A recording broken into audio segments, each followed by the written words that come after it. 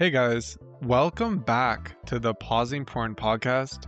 I'm Mark, and in this episode, I'm going to discuss why willpower will never be enough to recover from your porn addiction. Have you guys ever promised yourself, this is the last time I'm watching porn, only to relapse later that same day? That cycle crushed me for years.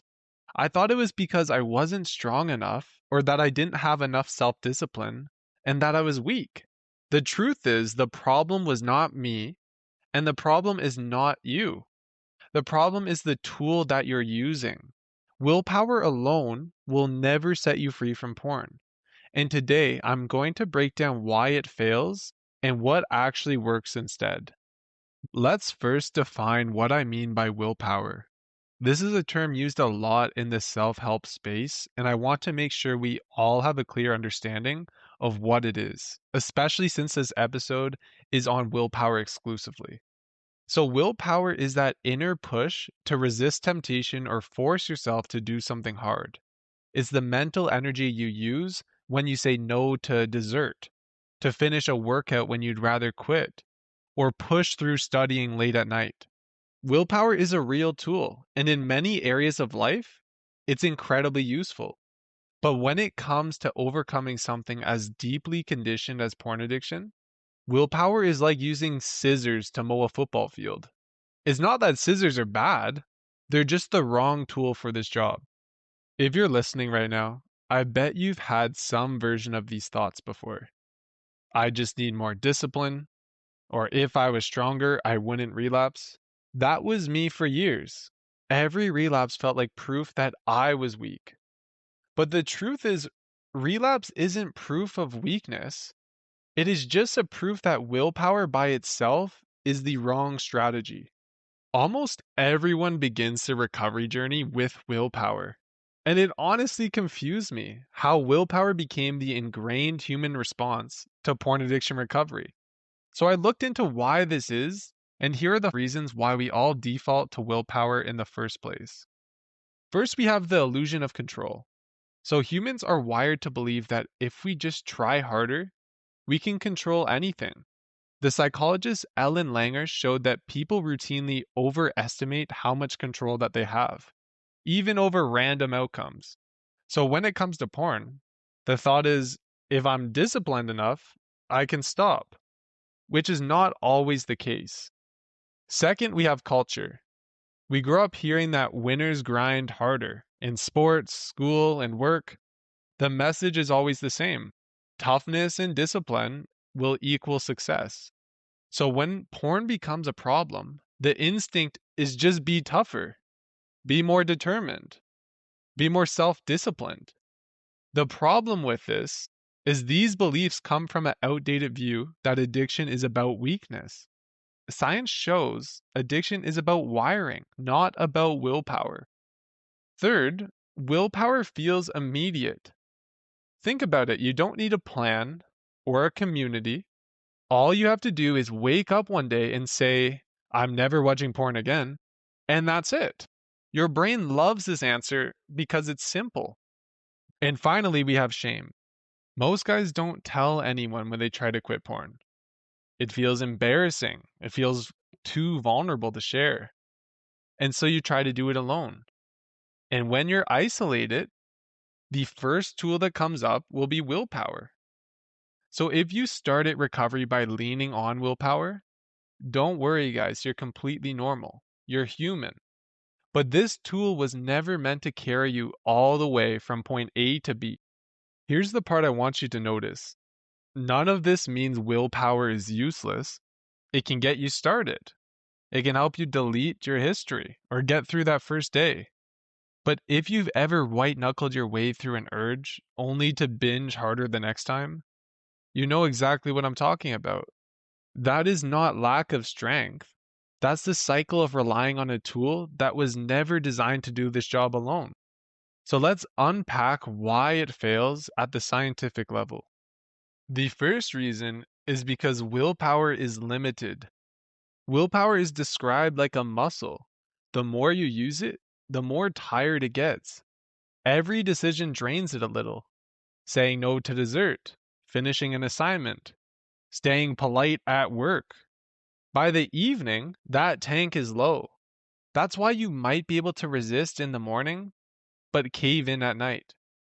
For me, this was always the pattern. It's like running your phone down to 3% and then trying to stream Netflix, run TikTok, and update your software all at once.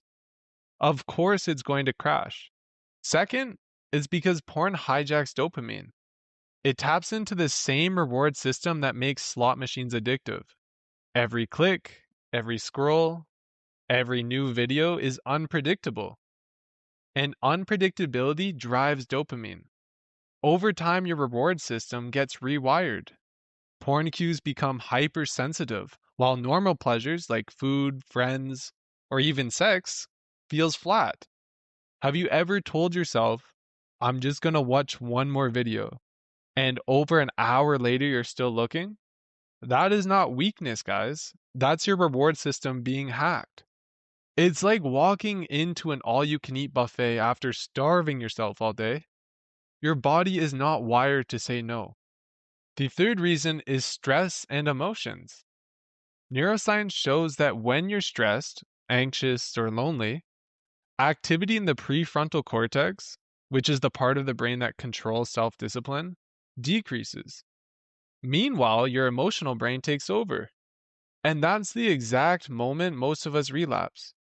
I can't count how many times I came home from a stressful day thinking I'm about to add another day to my streak, and before I knew it, I had relapsed.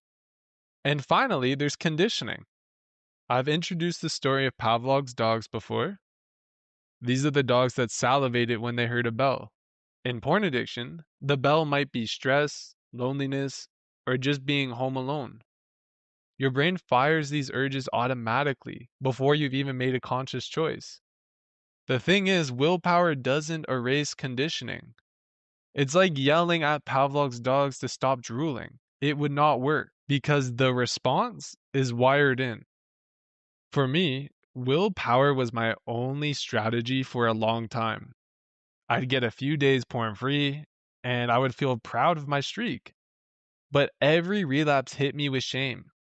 I thought it was proof I was weak.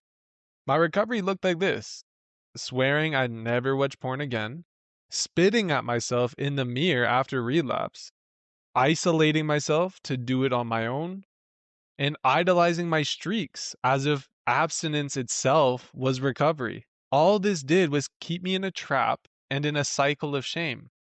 Recovery would have been so much easier if I just realized earlier that willpower alone was not enough. And if I started looking for real solutions instead of doing the same thing over and over again that kept me stuck and kept me failing. So here's the important question, guys.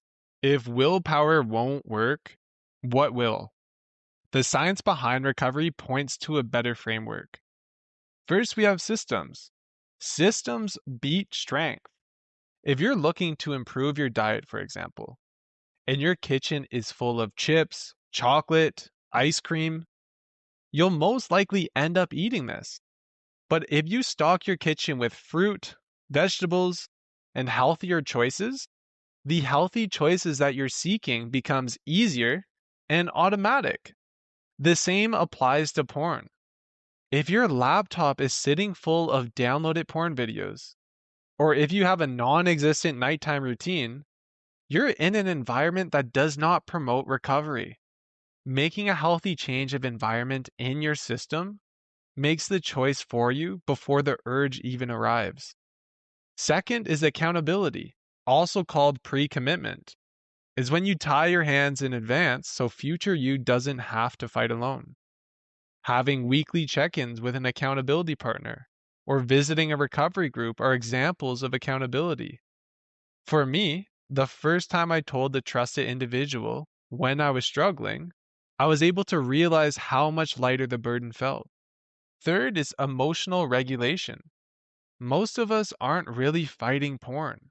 We're using it as a way to cope with difficult emotions. Having the ability to recognize you're feeling sadness, not horny, is huge. Then dealing with the emotion rather than pushing it away, as many of us do, is the second part. That is emotional regulation.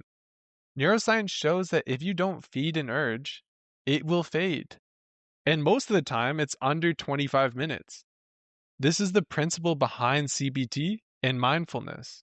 In practice, it's called urge surfing.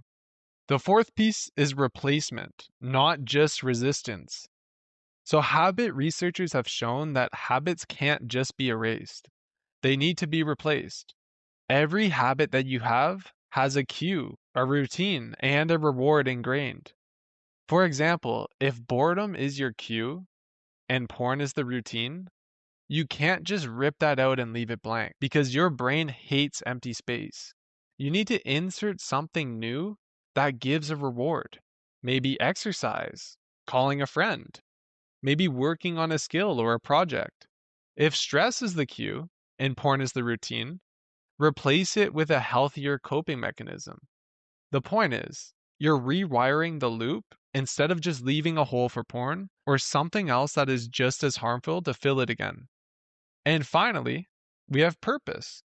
Self determination theory shows that lasting change happens when it's tied to your values. When your mindset shifts from I have to quit porn to I'm becoming the kind of man who's honest, strong, and present, porn loses its grip. Recovery isn't just about quitting something, it is about building a life that is bigger from pornography. And willpower, it might get you to the starting line, but these tools that I just mentioned, these are what carry you to the finish. All right, guys, it's about that time. So I want you to bring out your journal or your notes app or just a piece of paper, and we're going to do an exercise. I have a few questions that I want you to ask yourself, starting with number one. When do I usually rely on willpower the most? Is it late at night? Is it when you're feeling a certain emotion, like when you're stressed? Or maybe when you're feeling lonely? Is it when you're feeling bored? I want you just to reflect on this, notice it, and write it down. My second question is, what system could you put in place to replace that moment? This is where it can get fun because these don't have to feel like restrictions. They can actually make your life better. Let's say late night scrolling is your weak spot. Replace it with something that gives you peace. For example, you can charge your phone at night outside of your room, maybe in the kitchen, and then spend the last 20 minutes of your night reading a book or stretching with music on. Maybe it's even making yourself a cup of tea and journaling. That way, you're ending your night with something calm and not chaotic. Or let's say boredom is your trigger. You can fill this with something that's life giving. Maybe you sign up for an evening boxing class or keep a list of hobbies and projects that you actually enjoy. So the next time boredom hits, you don't have to think. You could just pick one from the list and dive right in. And question number 3, I want you to ask, who can I tell? The reason is systems are powerful, but accountability makes them stick. So even telling one trusted person your plan, this can make all the difference. The goal isn't to be perfect. The goal is to just design one small shift so the future you doesn't have to rely on willpower when the urge hits. I want you to try it this week and notice how different it feels when the decision is already made for you guys. So let's bring this all together. We've seen that willpower is limited. Like a battery, willpower runs out. We've seen how porn hijacks dopamine and rewires your reward system. We've seen how stress shuts down self control at the moments that you need it most. And we've seen how conditioning makes urges automatic before you even realize it. But the good news that I mentioned is you guys are not broken. You don't need to be stronger or tougher. What you need are better tools, systems, accountability, emotional regulation skills, and maybe a bigger life that makes porn irrelevant. If this episode helped you, share it with one friend who needs to hear it. And if you've been enjoying the podcast so far, please leave a review because it helps more people find the show. And I also love to hear the feedback directly. Thank you guys for spending this time with me today, and I'll see you guys on the next episode. Have yourself a good week.